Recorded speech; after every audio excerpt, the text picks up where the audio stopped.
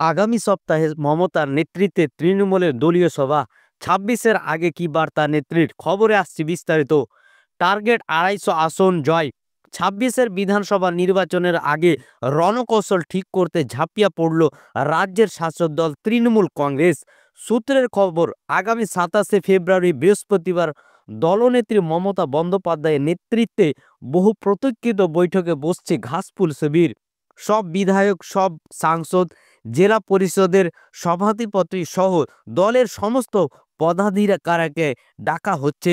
দলের তরফে তাদের কাছে আমন্ত্রণ পৌঁছে যাবে। তার আগে রবিবার কালীঘাটে মমতা ও অভিষেক বৈঠক করছেন বলে সূত্রের খবর। নেতাজি ইন্ডোরে ওই দিন বৈঠক শুরু হওয়ার কথা বেলা ১১টা থেকে। থাকবেন অভিষেক বন্দ্যোপাধ্যায়ও। সংগঠনের রদবদল নিয়ে আলোচনার সম্ভাবনা প্রবল। ২৬-এর নির্বাচনে প্রাথমিক রূপরেখা স্থির হতে পারে। রাজনৈতিক মহলের মত, ২৭ তারিখের এই বৈঠক অত্যন্ত তাৎপর্যপূর্ণ। ২৬-এর লোকসভা ভোটের দারুণ সাফল্যকে হাতিয়ার করে আগামী নির্বাচনে ঝাঁপাচ্ছে তৃণমূল। বড় হাতিয়ার মমতা বন্দ্যোপাধ্যায়ের সমস্ত জনকল্যাণমূলক সামাজিক প্রকল্প, নাগরিক পরিষেবা।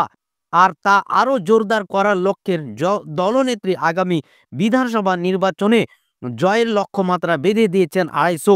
আর সেই লক্ষ্য পূরণের জন্য সংগঠনে প্রয়োজন রদবদল করতে চান নেত্রী। ফেব্রুয়ারির শেষ সপ্তাহে এ নিয়ে মমতা বৈঠকে বসতে পারেন, সেই জল্পনা ছিল। এবার দিনক্ষণ জানা গেল।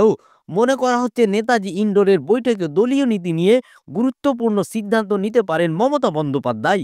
সুশাসনের সঙ্গে কঠোর নিয়ম শৃঙ্খলায় দলকে বেঁধে জনসংযোগ আরও বাড়াতে নতুন নতুন কর্মসূচি স্থির করে দিতে পারেন তিনি। সেক্ষেত্রে অবশ্যই জোর দেওয়া হবে একের পর এক সামাজিক অর্থনীতির চেহারা বদলে দেওয়া সরকারি প্রকল্পের প্রচার পরিষেবা, তার সঙ্গে উন্নত ও ততোধিক মজবুত সংগঠনের তৈরির কৌশল, যা দিয়ে তিনি ২৬-এর বিধানসভায় রেকর্ড ভোটে জয়ের ক্ষেত্র প্রস্তুত হতে পারে।